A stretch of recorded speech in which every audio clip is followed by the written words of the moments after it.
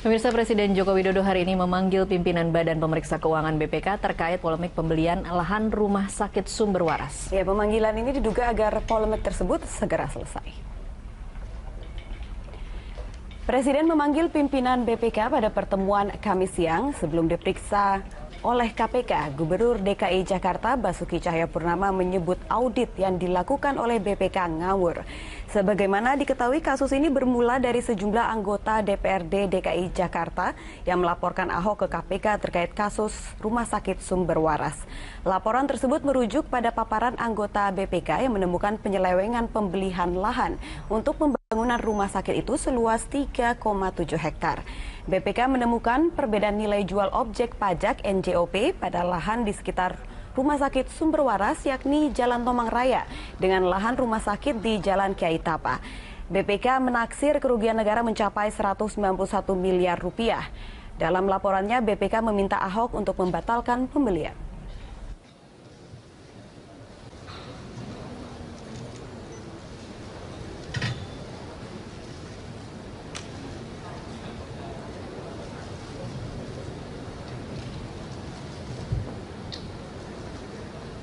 Adanya kekurangan penerimaan negara dan Kemenlu yang berasal dari seluruh RKPD tahun 2014 menunjukkan pimpinan dan anggota DPR.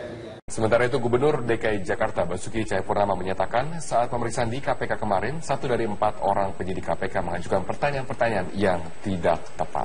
Ahok menduga salah satu orang tersebut berasal dari BPKP. Saya bilang sama PT yang kemarin yang audit saya satu, saya kamu orang dari BPKP ya, salam tuh sama salah satu ketua BPK Prof. Edi. Aku udah gituin dia, salam sama beliau. Bilangin, Ahok doain dia umur panjang untuk lihat Ahok jadi presiden. Supaya saya berantas munafik-munafik yang gak bisa buktikan. Aku gituin, kalau dia keluar ganti lagi yang lebih baik. Terus udah sore, udah malam muncul lagi dia. Kayaknya lucu banget pertanyaannya.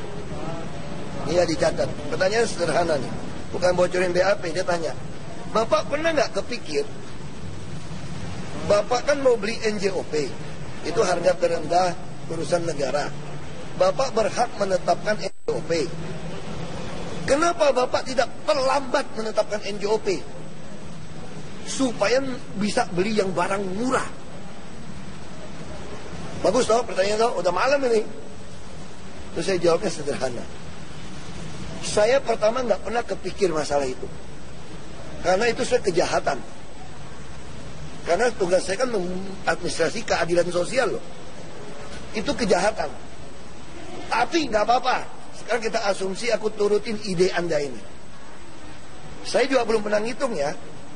Berarti saya nggak bisa cuma neken Sumber Waras loh. Seluruh yang warna merah ini, seluruh Jakarta Barat yang warna merah nih, aku juga harus turunin tuh. Terus kalau turunin, semua orang yang zona merah cepat-cepat bayar dengan harga murah. Jangan-jangan kalau hitungan saya belum pernah ngitung ya Pak ya. Jangan-jangan Pemda lebih rugi. Karena PBB-nya semua turun nih. Hanya untuk beli yang Sumber Waras. Itu jawaban saya pertama Pak. Walaupun ini ide nggak pernah ada di saya, ini ide penjahat ini Pak, saya bilang. Kriminal ini. Sebagai pemerintah kalau gitu. Terus yang ide kedua, saya kasih tahu Pak. Kalau berhasil saya tekan itu pun, anggap lebih untung. Emangnya Sumber Waras harus jual sama lo? Sekarang swasta beli bangun rumah sakit, bangun palliative care, bikin apartemen, boleh nggak? Boleh. Dan dia beli harga pasar. Emang dia mau jual sama lo? Sekarang aja namanya NJOP mendekati harga pasar, makanya dia mau aja. Dia tuh jualnya tuh harga pasar loh. Nah sekarang saya tanya, bisa nggak saya menekan Sumber Waras? Ada lagi pertanyaan yang lucu banget. Bapak tahu nggak HGB Sumber Waras akan berakhir 2018? Ini kan bahasanya LSM yang DPR di belakang gitu loh. Oh gitu ya.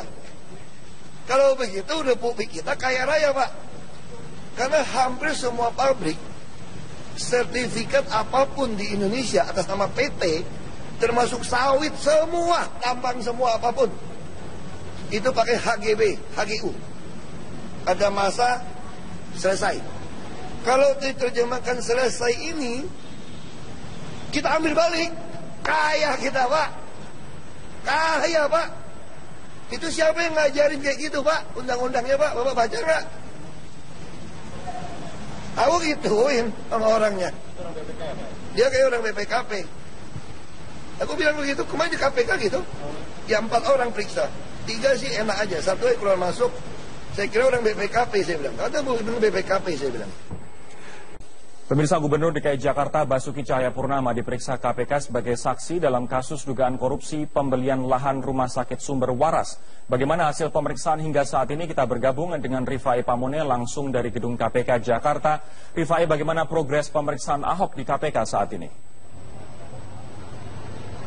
Hingga saat ini, Rory Asyari, Komisi Pemberantasan Korupsi masih terus memeriksa Gubernur DKI Jakarta Basuki Cahayapurnama sebagai saksi dalam kasus dugaan korupsi pengadaan lahan di area Rumah Sakit Sumber Waras. Dan apabila kita mengkalkulasi hingga petang hari ini, tentunya lebih dari 8 jam pemeriksaan tersebut masih berlangsung di ruang utama dari Komisi Pemberantasan Korupsi. Kami ingin sedikit menunjukkan ada beberapa peristiwa saat ini yang terjadi. Rekan-rekan awak media mengarah menuju ke bagian halaman samping dari gedung Komisi Pemberantasan Korupsi. Kami belum mengetahui pasti, Rory, apakah ini terkait dengan pemeriksaan yang dilakukan oleh KPK terhadap Ahok atau Basuki Cahayapurnama Gubernur DKI Jakarta sebagai saksi hari ini. Namun faktanya adalah Basuki Cahayapurnama belum keluar dari ruang lama gedung KPK dan beberapa hal tentunya yang sangat ingin diketahui oleh publik tentang apa saja yang menjadi materi utama dari pemeriksaan tentunya hanya penyidik dari Komisi Pemberantasan Korupsi ataupun Komisioner KPK dan juga tentunya Basuki Cahayapurnama sebagai saksi yang paling mengetahui. Kita masih menunggu. Namun dari prediksi utama seluruh pengamat yang juga sempat hadir di sini dan juga beberapa rekan-rekan media senior yang kami kumpulkan datanya yang telah mengikuti seluruh kasus atau wacana atau perkembangan dari kasus dugaan korupsi Sumber Waras ini mengatakan bahwa ada 3 hal setidaknya yang akan dipertanyakan oleh Komisi Pemberantasan Korupsi terkait dengan prosedur pengadaan lahan, kemudian harga yang terkait dengan di mana sebenarnya lokasi tepatnya dari sertifikat yang diterbitkan oleh tentunya atau yang dimiliki oleh pemilik tanah, dalam hal ini Yayasan Sumber Waras yang kemudian dibeli oleh pemerintah daerah atau Pemprov DKI Jakarta dengan nilai NJOP sebesar kurang lebih 20 juta rupiah per meter persegi. Rory. Rifai, setelah pemeriksaan ini, apa saja yang akan ditindaklanjuti pihak-pihak terkait seperti KPK atau pemerintah Provinsi DKI? Tentunya dari pemeriksaan Basuki Cahayapurnama hari ini sebagai saksi dalam kasus dugaan korupsi lahan di Rumah Sakit Sumber Waras, banyak pihak yang berharap agar bisa membuka sejelas-jelasnya terkait apakah benar ada korupsi dalam pengadaan lahan untuk kepentingan umum di area Rumah Sakit Sumber Waras. Banyak yang menyatakan bahwa keterbukaan atau transparansi dari seluruh proses pemeriksaan hari ini akan benar-benar membuka siapakah sebenarnya yang benar-benar bersalah apabila benar ada kerugian negara yang disebut-sebut sebesar 191,3 miliar rupiah. Namun, yang paling menarik adalah apabila harus ada yang ditindaklanjuti setelah adanya pemeriksaan dari Basuki Cahayapurnama sebagai saksi hari ini, banyak pihak yang mengatakan KPK juga harus memanggil pihak-pihak yang melakukan audit sejak awal sebelum bahkan audit investigatif diminta oleh Komisi Pemberantasan Korupsi kepada BPK DKI Jakarta. Tentunya hal-hal yang dilakukan atau dimintakan ini bisa ditujukan kepada BPK DKI Jakarta yang pada awal melakukan audit. Pertanyaan kepada BPK DKI Jakarta sejak awal tentunya oleh KPK bisa ditanyakan mengapa BPK DKI Jakarta melakukan audit tanpa adanya koordinasi dengan penegak hukum ataukah pemerintah dalam hal ini untuk pengadaan lahan kepentingan umum dari Rumah Sakit Sumber Waras. Apabila kita melihat dari segi prosedur saja, hal-hal yang dituduhkan oleh BPK DKI Jakarta kepada Pemprov DKI adalah adanya kesalahan prosedur untuk peraturan Presiden di pasal 2, 5, dan 6 Peraturan Presiden nomor 71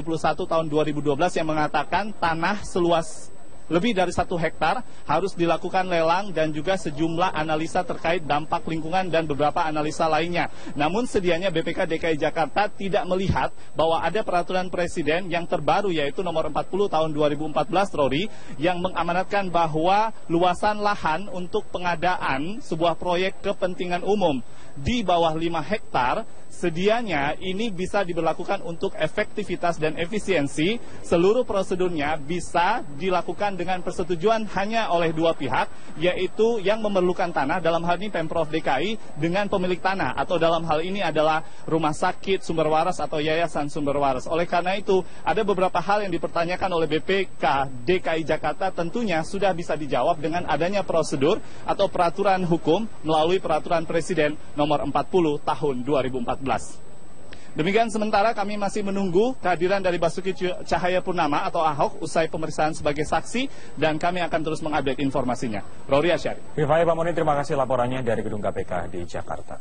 Pemirsa, kasus pembelian lahan Rumah Sakit Sumber Waras terus bergulir di KPK. Pemanggilan Ahok oleh KPK diharapkan memperjelas kasus yang diduga merugikan negara 191 miliar rupiah tersebut. Inilah denah lokasi lahan Rumah Sakit Sumber Waras di Jakarta Barat.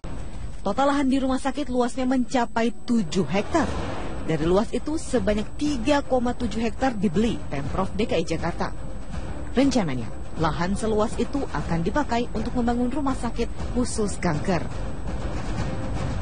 Pada 8 Juli 2014 terjadi kesepakatan harga antara Gubernur DKI Jakarta Basuki Cahayapurnama alias Ahok dengan Ketua Yayasan Kesehatan Rumah Sakit Sumber Waras Kartini Mulyadi. Harga yang disepakati adalah 20,75 juta rupiah per meter persegi dengan total harga 755 miliar rupiah. Proses dan harga pembelian itulah yang kemudian memunculkan masalah. Badan Pemeriksa Keuangan BPK menilai pembelian itu terlalu mahal. Sebab nilai jual objek pajak NJOP tanah di Jalan Tomang Raya bukanlah 20,75 juta rupiah per meter persegi, tetapi hanya 7,4 juta rupiah per meter persegi. Atas dasar itu, BPK menyebut ada kerugian negara sebesar 191 miliar rupiah. BPK sudah menyerahkan hasil audit investigasi kepada Komisi Pemberantasan Korupsi (KPK) Desember 2015 lalu. Sehingga saat ini kasusnya ditangani oleh KPK. Tak kurang dari 30 orang sudah diperiksa KPK, termasuk Ketua Yayasan Kesehatan Rumah Sakit Kartini Mulyadi. Namun kasusnya masih dalam tahap penyelidikan, belum sampai tahap penyidikan. Hari Selasa, Ahok diperiksa KPK terkait kasus pembelian lahan Sumber Waras. Saat tiba di KPK, Ahok kembali menyatakan audit BPK tidak jelas. Hanya itu kan audit BPK dan KPK udah pernah minta investigasi, ya kan? Sekarang justru saya pengen tahu KPK mau nanya apa? Orang jelas BPK-nya ngaco begitu kok. Sementara itu, Ketua BPK Hari Azhar Aziz menyatakan audit yang dilakukan sudah sesuai prosedur.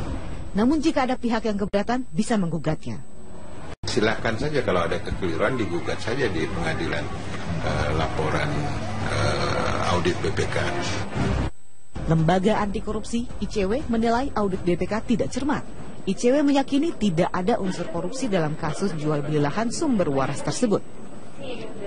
Hasil audit BPK atau juga hasil audit investigasinya tidak perlu dan tidak hati-hati untuk mengatakan kasus Sumber Waras ini misalnya mengandung cukup kuat unsur korupsinya, menurut kami akan terbantahkan. Yang jelas kasus ini sudah di tangan KPK. Publik mempercayakan sepenuhnya pada lembaga pemberantas korupsi tersebut. Tim Liputan Metro TV.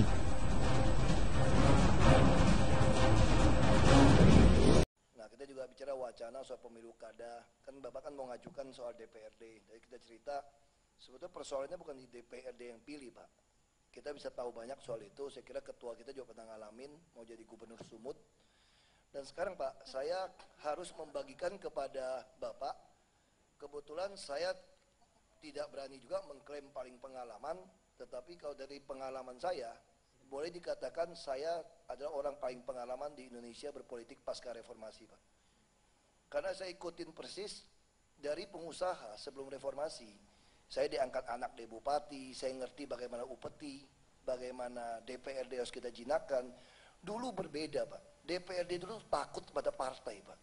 Makanya kita bisa rasakan dulu kalau zaman Pak Harto, Pak, DPR RI sama MPR ini itu kan orang terdekatnya Pak Harto yang dipercaya, yang direstui. Gubernur, bupati kan Bapak pernah di situ, Pak. Itu harus di screening, Pak. Siapa mau jadi DPRD itu harus di screening.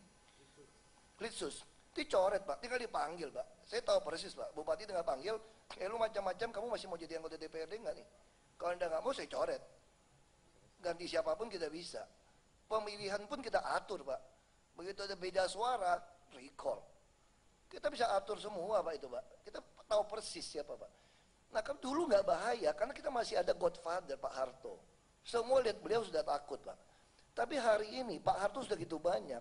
Bapak bisa bayangkan kalau dilepas kepada DPRD, Pak. Yang saya khawatir, saya cerita sama Prof tadi. Bapak tahu nggak tren pengusaha sekarang, Pak? Pengusaha sekarang buat apa saya pakai Bapak untuk bantu saya perlancar urusan, Pak? Saya jadi ambil kekuasaannya, Pak. Saya yang jadi pejabatnya, buat apa saya pakai orang lagi sekarang, Pak? Kalau zaman tanam-tanam orang tuh zaman dulu, Pak. Nah, sekarang Bapak lihat kades-kades. Sekarang banyak orang kaya nggak sanggup jadi bupati, jadi kades, Pak. Tujuan semua tuh menguasai sumber daya alam.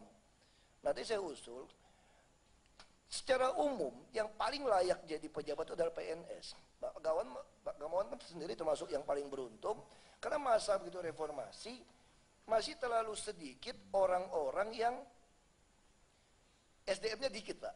Jadi partai-partai akhirnya ya sudahlah, ini kita suruh si A atau si B lah untuk supaya dia bisa untuk maju gitu loh, Pak. Lalu dia udah punya uang, dia punya nama, ada yang baik bisa dapat. Tapi yang nggak punya baik dia nyolongnya banyak, Pak. Akhirnya dia terpilih kembali, Pak. Nah, kalau lihat DPRD sekarang, Pak, ini akan terjadi pembagian persekongkolan menilap APBD lebih gila lagi, Pak. Sekarang kita lihat ada keterbukaan informasi publik. Pernah nggak ada bupati atau wali kota gubernur yang berani taruh di websitenya sampai lembar ketiga APBD-nya? Itu kan rahasia negara, Pak. Nggak pernah kita lakukan, Pak. Karena kita takut dievaluasi. Kenapa? Karena kita harus akuin semua pejabat negara bisa melanggar gratifikasi, Pak. Kalau hitung dari anak kita sekolah segala macam. Nah, saya jadi bupati juga saya tutup sebelah mata, saya panggil pengusaha. Kalau Anda untung tidak menyalahi spek, mau kasih PNS, saya tutup sebelah mata lah. Anggap Anda bantu adik angkatmu atau keponakanmu yang perlu kuliah. Tetapi kita nggak bisa lakukan itu terus menerus. Masa kita mau membohongin diri sendiri? Saya udah usul dari awal Bapak masuk, kenapa nggak kasih lamsam? Misalnya bupati 150 juta, gubernur misalnya 300, 500 tergantung kepada. Kalau sekarang dia punya PAD, Pak, dia masih tetap tanda tangan. Akhirnya kita bohong juga, Pak, surat ajudan tanda tangan, Pak. Nggak mungkin dong kasih orang kematian, kawinan, minta orang absen, tanda tangan, kwitansinya. BPKB periksa, akhirnya itu palsu semua, Pak. Tapi semua namanya uang taktis itu dipakai habis. Nah, itu kan sesuatu kemunafikan yang kita lakukan. Nah, saya sangat berharap begitu Bapak masuk jadi Mendagri, terus masuknya Profesor Jo, saya sangat punya semangat gitu, Pak. Jadi Nurul bilang, kok Ahok kamu tumben nggak mau ngomong, kalau cuma angka-angka ini soal Papua, soal apa, saya bilang saya nggak gitu semangat, Pak. Karena saya pikir akar segala persoalan kita adalah kita nggak punya pejabat yang cinta negara, yang cinta rakyat. Kita paksa semua pejabat itu korup, paksa semua pejabat melanggar gratifikasi. Kita ini jadi munafik. Nah, kenapa kita nggak mau bikin sistem gaji baik, lalu kita terapkan undang-undang nomor 7 tahun 2006, itu hasil ratifikasi konvensi PBB melawan korupsi. Ada prinsip illicit enrichment di sana. Ketika kekayaan pejabat bertambah tidak wajar, kita bisa sita buat negara, Pak. Nah, saya yakin PNS kita dan TNI yang jujur atau profesional yang jujur akan jadi orang paling berpotensi untuk menjadi kepala daerah. Pengusaha pun akan takut, Pak, ketika diperiksa pajak yang dia bayar dengan harta yang dia punya dengan biaya hidup. Kan kita ada LHKPN segala macam. Jadi pasti orang takut. Tapi kita tidak mau seperti sekarang juga, Pak, memeriksa orang yang lama-lama, Pak. Jadi artinya ini adalah rekonsiliasi kita, harus ada satu titik seperti IKTP. Jadi jangan terus menerus ributin ini, ributin apa. Harus ada sesuatu yang sudah kenyang, sudahlah rezeki dia. Tapi kita mulai babak baru. Kalau negara ini, Pak, Bapak cuma kotak-katik mengatakan korupsi, setengah dari kepala daerah itu karena habis uang banyak. Saya bilang tidak. Bapak, saya berani taruhan apapun, Pak. Nanti dipilih DPRD pun lebih gila lagi mainnya, Pak. Sekarang masih ada sedikit cari muka. Nanti kalau DPRD kita betul-betul nggak peduli siapapun, dan ini akan terus naik. Soal wakil nggak ada, saya kira kita bisa diskusikan. Tapi kalau Bapak mengasumsikan bahwa persoalan korupsi sekarang karena dia habisin uang banyak, nggak betul Pak. Yang bukan duit dia Pak, malah ada calon-calon kepala daerah yang cari untung Pak. Itu pengusaha yang gila SDA Pak. Saya kenapa bisa tahu? Begitu pasca reformasi sampai peristiwa Mei, kami kan anak Trisakti Pak, kita spot dana Pak. Lalu tahun 99, pemilu pertama, kita spot PDI Perjuangan Pak, kita tahu persis.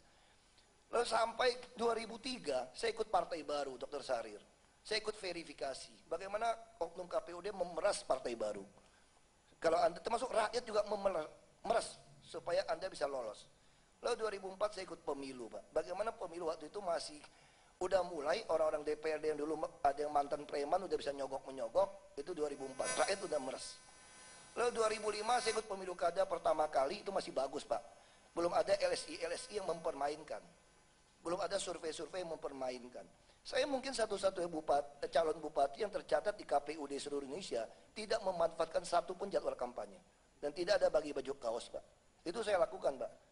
2007 saya ikut pemilu kada lagi di Babel. Yang DPT isi tangan semua Pak. Pakai cara mati lampu. Tidak pernah kertas suaranya diperiksa mana asli mana tidak asli. Akhirnya sampai jam 7 malam menang 7.000 DPT isi tangan. Jam 11 malam dia tambah 21.000 Pak. Jadi saya kalah 14.800. Bawa ke Mahkamah Agung. Nah, saya tahu persis apa terjadi di Mahkamah Agung Pak. Cuma saya orangnya hobi aja Pak, kayak gitu Pak. 2008 katanya partai ada kewajiban membuka peluang kepada semua orang untuk mendaftar. Tanya sama Pak Ketua, PDI Perjuangan itu membuka. Saya mendaftar Pak, saya iseng juga Pak. Sumbang saya kasih, bawa TV saya sumbang 100 juta juga Pak. Tidak ada konvensi-konvensi Pak. Itu semua sudah diatur. Makanya saya katakan kalau main dengan DPRD, 2009 saya masuk ke DPR RI Pak. Nah Golkar juga taruh saya di nomor bawah Pak. Dari 4 nama caleg, saya nomor bawah Pak. Kursi DPR cuma 3 di Bangka Belitung Pak. Untung saja ada putusan MK bahwa pakai suara terbanyak. 3 sampai mati juga nggak bisa dapat yang nomor 4 Pak. Cuma saya suka aja Ji Samsu, 2-3 buat Golkar, 4 buat saya. Nah tapi kan nggak bisa semua orang punya nasib seperti itu Pak. Nah seperti sekarang, saya kenapa pulang ke Babel? Saya nggak mau pulang lagi ke Babel. Untuk apa saya katakan? Kalau sistem nggak diperbaiki, Indonesia tidak akan pernah melahirkan kepala daerah yang memikirkan rakyat Pak. Semua akan gorong, kalau dia nggak gorong, dia pasti akan dibayar dari cukong-cukong Pak. Nah dia ngomong DKI, oh ya saya mau coba, saya bilang, ini menarik Pak. Saya mau coba secara independen pun, itu gila-gilaan Pak. Orang harus dikumpulkan secara fisik Pak. Di satu kelurahan. Jadi kalau DKI, kalau 400.000 orang, bagaimana kumpulkan secara fisik? Jika sama saya kita sudah membuang tidak boleh independen. Tapi saya mau coba independen Pak, supaya karir saya itu lengkap Pak untuk bermain politik. Terima kasih Pak.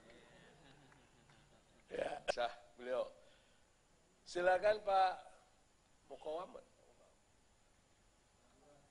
Ayo keluar. Nah kita juga bicara wacana soal pemilu kada. Kan Bapak kan mau ngajukan soal DPRD. Jadi kita cerita sebetulnya persoalannya bukan di DPRD yang pilih Pak. Kita bisa tahu banyak soal itu. Saya kira ketua kita juga pernah ngalamin mau jadi gubernur Sumut. Dan sekarang Pak, saya harus membagikan kepada Bapak. Kebetulan saya tidak berani juga mengklaim paling pengalaman. Tetapi kalau dari pengalaman saya, boleh dikatakan saya adalah orang paling pengalaman di Indonesia berpolitik pasca reformasi Pak. Karena saya ikutin persis dari pengusaha sebelum reformasi. Saya diangkat anak dari bupati, saya ngerti bagaimana upeti, bagaimana DPRD harus kita jinakkan. Dulu berbeda Pak, DPRD dulu takut kepada partai Pak. Makanya kita bisa rasakan dulu kalau zaman Pak Harto Pak, DPR RI sama MPR ini, itu kan orang terdekatnya Pak Harto yang dipercaya, yang direstui. Gubernur, bupati kan Bapak pernah di situ Pak. Itu harus di screening Pak, siapa mau jadi DPRD itu harus di screening. Litsus. Dicoret Pak, tinggal dipanggil Pak. Saya tahu persis Pak, bupati tinggal panggil, lu macam-macam, kamu masih mau jadi anggota DPRD nggak nih? Kalau anda nggak mau, saya coret. Ganti siapapun kita bisa. Pemilihan pun kita atur Pak. Begitu ada beda suara, recall. Kita bisa atur semua Pak itu Pak. Kita tahu persis siapa Pak.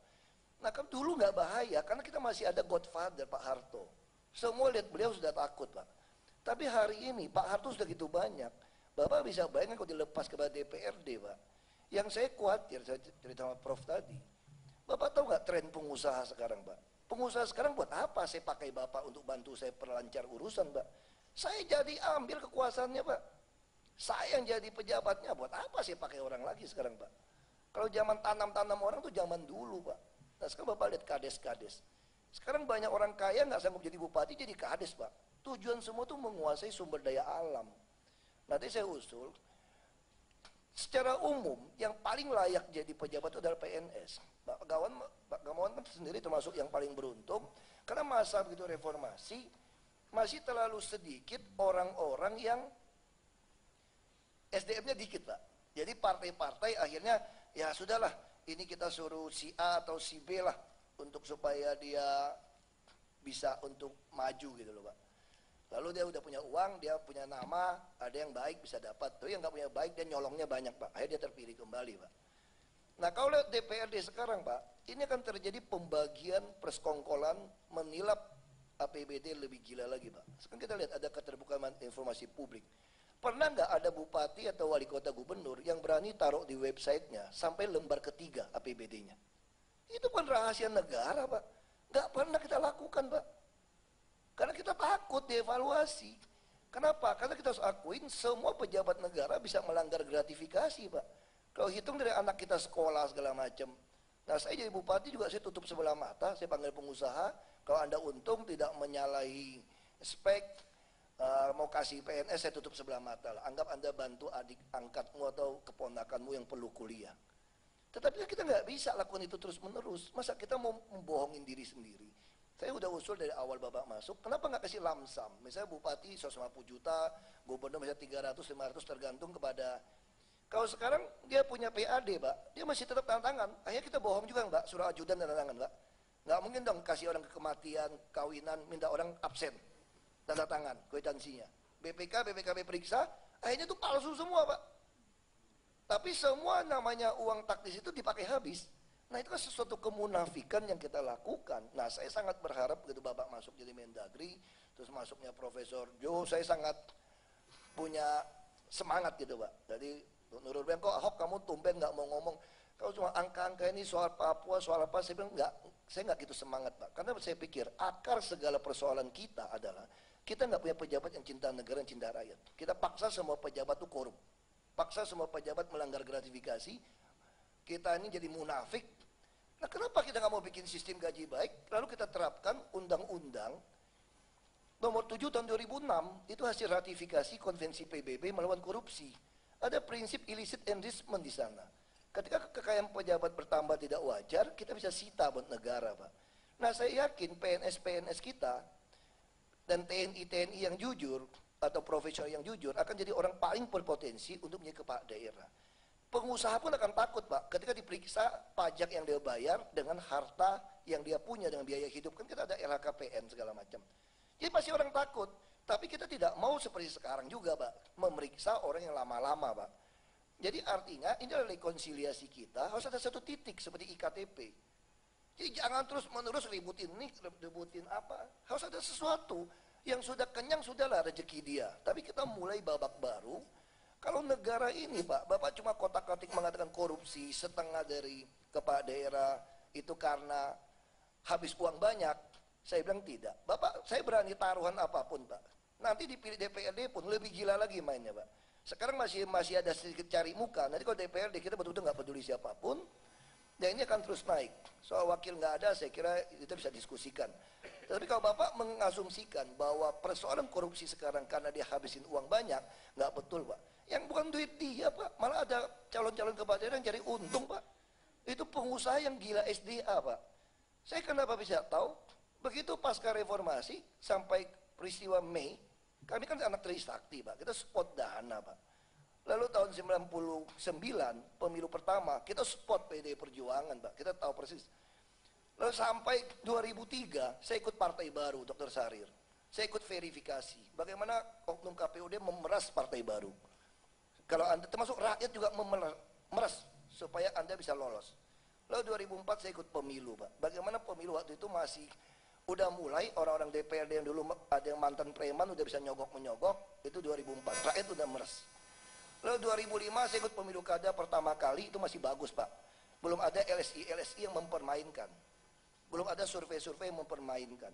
Saya mungkin satu-satunya calon bupati yang tercatat di KPU di seluruh Indonesia tidak memanfaatkan satu pun jadwal kampanye. Dan tidak ada bagi baju kaos, Pak. Itu saya lakukan, Pak. 2007 saya ikut pemilu kada lagi di Babel.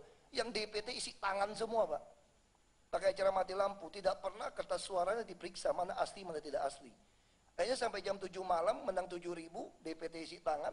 Jam 11 malam dia tambah 21.000, Pak. Jadi saya kalah 14.800. Bawa ke Mahkamah Agung. Nah, saya tahu persis apa terjadi di Mahkamah Agung, Pak. Cuma saya orangnya hobi aja, Pak, kayak gitu, Pak. 2008 katanya partai ada kewajiban membuka peluang kepada semua orang untuk mendaftar. Tanya sama Pak Ketua, PDI Perjuangan itu membuka. Saya mendaftar, Pak. Saya iseng juga, Pak. Sumbang saya kasih, bawa TV saya sumbang 100 juta juga, Pak. Tidak ada konvensi-konvensi, Pak.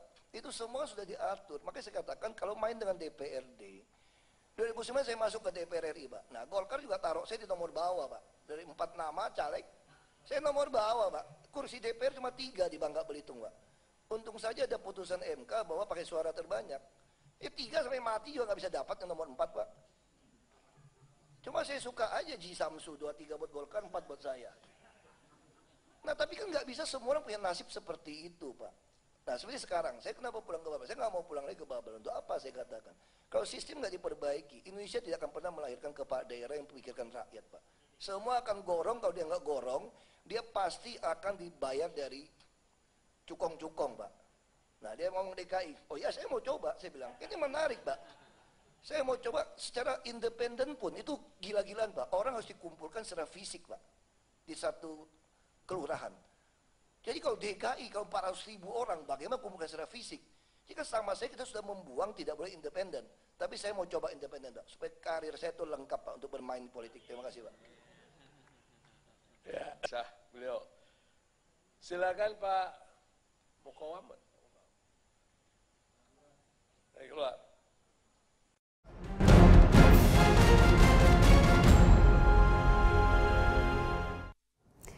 Menanggapi tudingan adanya aliran dana dari pihak pengembang proyek reklamasi ke relawan teman Ahok, Gubernur DKI Jakarta Basuki Cahayapurnama membantah dirinya pernah meminta bantuan dana dari pengembang untuk kepentingan kampanye.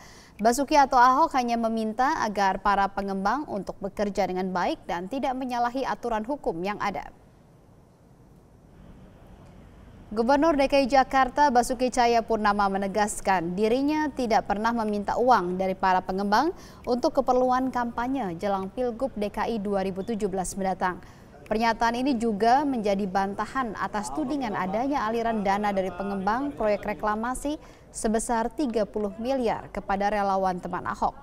Dan Ahok menegaskan ia hanya meminta para pengembang untuk bekerja profesional dalam hal membayar serta melaksanakan kewajiban sesuai dengan ketentuan dari Pemprov DKI Jakarta. Dan untuk keperluan dana kampanye, Ahok memastikan penggalangan dana akan dilakukan secara legal dan sesuai dengan aturan yang ada. Saya bilangin, sekarang ini ya, kita ini udah rahasia umum. Emangnya kalau mau jadi gubernur DKI mahal nggak? Mahal. Terus siapa minta duitnya sama siapa? Umumnya sama, logika sama pengembang minta duitnya. Makanya saya bilang sama pengembang, kalian selama kerja bener, nggak usah nyumbang saya deh. Kampanye urusan saya, selesai, nggak usah. Itu yang saya maksud. Jadi saya nggak butuh duit pengembang, karena aku udah siapin mau pakai orang nonton aku kampanye beli tiket kok. Terkait adanya dugaan aliran dana sebesar 30 miliar ke relawan teman Ahok, Komisi Pemberantasan Korupsi akan menyelidikinya. Ketua KPK Agus Raharjo menyatakan bahwa pihaknya akan bekerja sama dengan PPATK untuk memastikan ada atau tidaknya tudingan aliran dana ini. Bergulirnya isu aliran dana sebesar 30 miliar kepada relawan teman Ahok sudah sampai ke tangan KPK. Dan pihak KPK pun sudah bersiap untuk melakukan penyelidikan terhadap isu ini. Dan Ketua KPK Agus Raharjo menyatakan dalam waktu dekat ini ia akan menandatangani surat perintah penyelidikan dugaan aliran dana kepada teman Ahok. Dan Agus juga menyatakan KPK akan bekerja sama dengan PPATK untuk memastikan ada tidaknya aliran dana ke teman Ahok. Surat penyelidikan baru pun mungkin sebenarnya belum saya tanda tangani, mungkin baru saya tanda tangani besok atau lusa ya. Jadi itu belum ada. Jadi kan nggak bisa berkomentar lebih jauh seperti itu. Ya. Menunggu dari PPATK juga, katanya PPATK juga akan selalu kita bekerjasama dengan PPATK. Ya, jadi dalam setiap proses selalu kita cross check ke PPATK. Tudingan adanya aliran dana dari pengembang proyek reklamasi sebesar 30 miliar ke teman Ahok muncul dari pernyataan politisi PDIP yaitu Junimart Girsang dalam rapat dengar pendapat antara Komisi 3 DPR dengan KPK. Pihak teman Ahok sendiri membantah telah menerima dana hingga sebesar 30 miliar dari pengembang reklamasi dan menyebut bahwa tudingan ini sebagai fitnah. Isu adanya aliran dana sebesar 30 miliar rupiah ke teman Ahok muncul setelah anggota Komisi 3 DPR dari fraksi PDI Perjuangan Junimart Girsang menyampaikan tudingan ini dalam rapat dengar pendapat antara Komisi 3 DPR RI dengan Komisi Pemberantasan Korupsi. Junimart menyatakan dugaan adanya aliran dana ke relawan teman Ahok dan Sirius Network melalui perantara staf khusus Gubernur DKI Suni Tanuwijaya. Politisi PDI Perjuangan ini juga mengklaim memiliki dokumen terkait aliran dana ini. Kelanjutan kasus reklamasi Pantai Utara Jakarta, karena kami juga dapat info ada dana pengembang reklamasi sebesar 30 miliar untuk teman Ahok ya, untuk teman Ahok, dan dana tersebut disalurkan lewat Suni dan Sirius. Saya nggak tahu apakah KPK sudah memeriksa orang yang bernama Sirius yang dipecat karena mengetahui aliran dana soal reklamasi ini. Tolong nanti ini Pak kalau bisa dijawab Pak, kalau bisa, kalau memang tidak ya tidak perlu dijawab Pak, karena itu menyangkut teknis penyelidikan dan penyidikan. Sementara itu, salah satu relawan teman Ahok, Singgih Widyastomo, menyatakan pihaknya tidak tahu menahu tentang adanya aliran dana hingga sebesar 30 miliar rupiah. Singgih memastikan tudingan teman Ahok menerima dana hingga 30 miliar rupiah ini sebagai bentuk fitnah. Pihak teman Ahok juga mempersilahkan penegak hukum untuk menyelidiki tudingan ini. Kami kaget awalnya ada pernyataan dari anggota DPR yang menyatakan bahwa kita menerima dana reklamasi gitu kan dari pengembang sebesar 30 miliar. Ini dana yang cukup fantastis buat kami. Tapi itu tidak benar semuanya. Ini fitnah, dalam bentuk fitnah. Kami sampai sekarang masih mengumpulkan dana dan setup semua segala macam teman Ahok itu dari penjualan merchandise yang sekarang sudah di angka kurang lebih 5 miliar. Nah, ini kan sudah cukup sekali untuk membiayai gerakan teman Ahok ini. Tudingan aliran dana ke teman Ahok ini juga dinilai sebagai upaya untuk menjegal pencalonan Basuki Cahayapurnama atau Ahok dalam Pilgub DKI Jakarta 2017 mendatang. Sebelum ada tudingan aliran dana ini, Ahok juga diterpa tudingan korupsi dalam kasus sumber waras, meski akhirnya KPK menyatakan tidak menemukan unsur perbuatan melawan hukum. Tim Liputan, Metro TV. Melalui websitenya, teman Ahok telah mempublikasikan laporan keuangan untuk diketahui masyarakat. Laporan keuangan terakhir yang bisa dibaca adalah pada Desember 2015. Pendiri teman Ahok yaitu Amalia Ayuning Tias berjanji akan memperbaharui laporan keuangannya sesegera mungkin. Dari website teman Ahok disebutkan bahwa penerimaan yang didapat dari hasil penjualan atribut berupa kaos dan barang lainnya, teman Ahok mengumpulkan uang sebesar 3 miliar 177 juta. Sementara dari pengeluarannya mencapai 2 miliar 984 juta rupiah sehingga total saldo mencapai 193 juta. Dalam laporan keuangannya tidak ada penerimaan donasi dari pihak ketiga. Pendapatan teman Ahok murni berasal dari penjualan merchandise yang mencapai 600 juta rupiah. Ini adalah laporan keuangan teman Ahok per Desember 2015, di mana harga pokok penjualan 192 juta rupiah sehingga didapatkan dana donasi sebesar 409 juta rupiah. Total dari laporan per Desember 2015 lalu, teman Ahok masih mengantongi saldo sebesar 193 juta rupiah.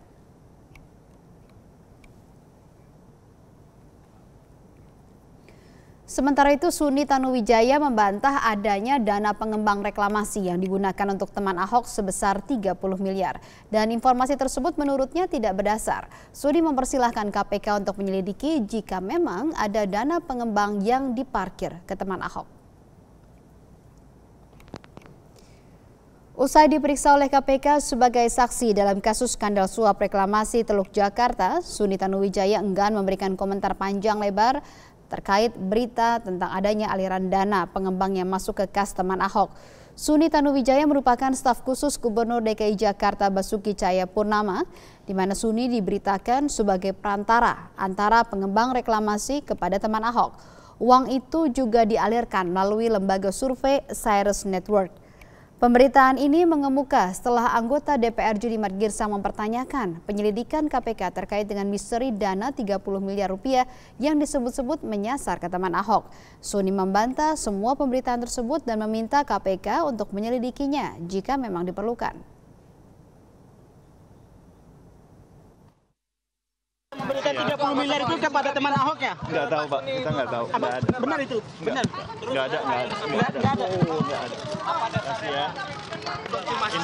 Infonya dari mana? Infonya dari mana? Ketua KPK bahwa akan dilakukan penyelidikan terkait. Oh itu nggak tahu saya, nanti mesti tanya Pak Ketua ya. Tapi kalau